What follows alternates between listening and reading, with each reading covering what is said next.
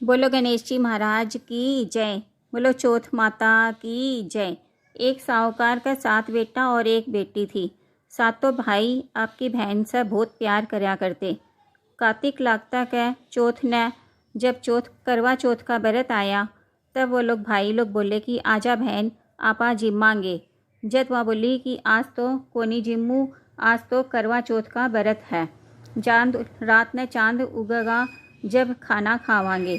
तो फिर भाइया से अपनी बहन का भूखा रहना देखा कौन गया और वो लोग एक पहाड़ के पीछे गए और जाकर एक लालटेन जलाया और छलनी लगाकर आपकी भाई और दूसरा भाई लोग आ गया और आकर बोले कि आपा बहन ने बुला के ले आवांगे और वह चांद देख लेगी।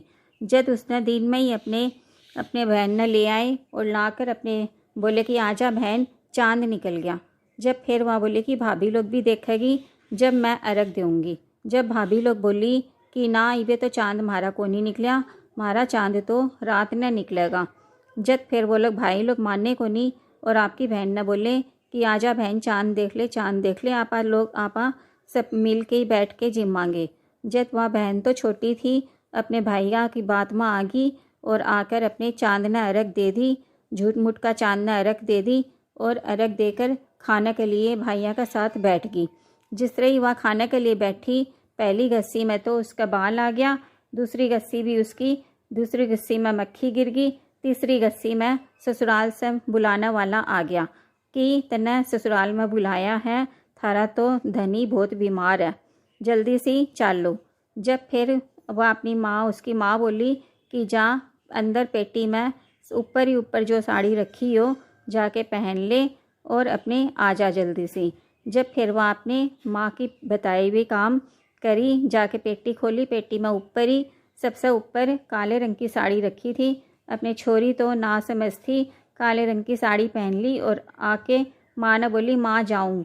जब माँ अपने पल्ला में से एक सोना का टक्का निकाल कर उस छोरी ने दी और बोली कि रास्ता में जो भी तन्ना सब छोरियाँ का पैर छुत्ती जाइए, सब लुगाइयाँ का पैर छुत्ती हुई जाइए। तन्ने जो भी सिर सपूती हो, गुड़ सुहागन हो का सुहागन का आशीर्वाद देवे।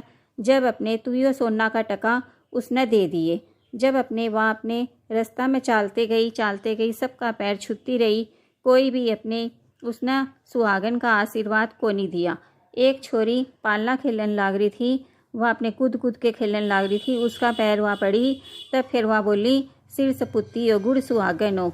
अपने उसने वह सोना का टका दे दी और जाकर आगे जाने लगी। जब वह अपने ससुराल में गई तो उसकी सासू बोली कि जा देख तेरा धनी तो मरा पड़ा है, अपने जाके बैठ जा उठाई। अपने वहाँ तो छोटी थी, अपने जाके उसने अपना पति का सिर अपने गोदी में लेकर बैठ गई। अपने बैठी अपने सेवन लागी।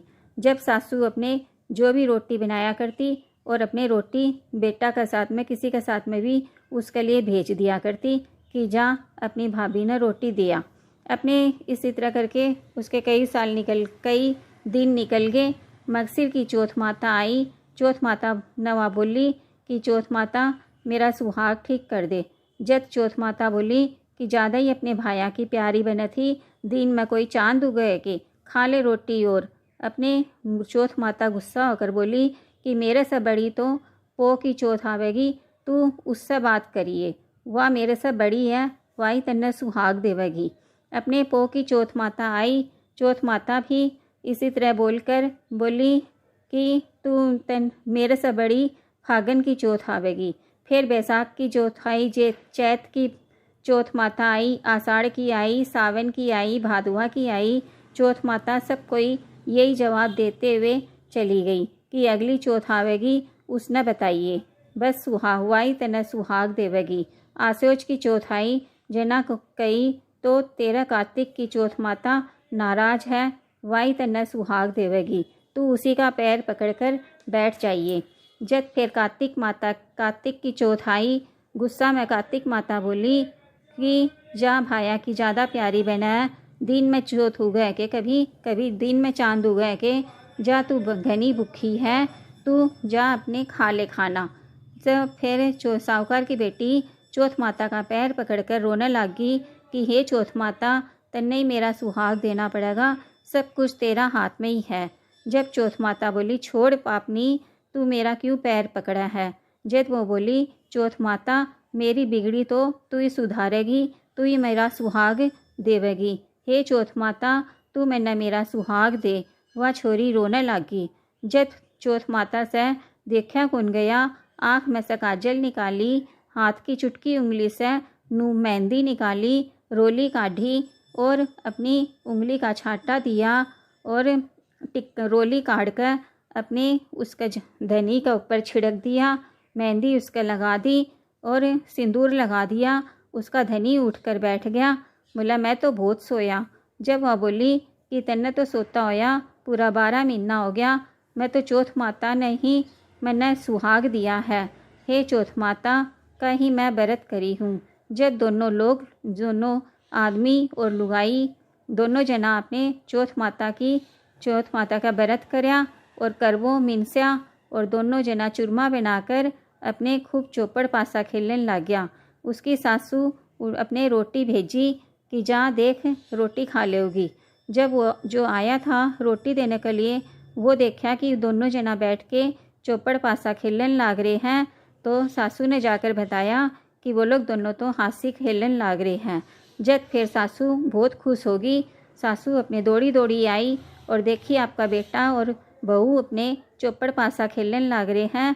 तब फिर सासू बोली कि सब कोई चौथ माता का व्रत करियो, सब कोई बेटा की माँ चौथ माता का व्रत करे, सबकी लुगाइयाँ चौथ माता का व्रत करें, बेटा की बहू करें।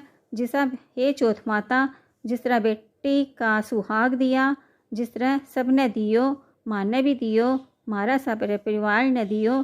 कहते सुनते ने हुंकारा भरता ने बोल चौथ माता की जय। गणेश जी महाराज की जय।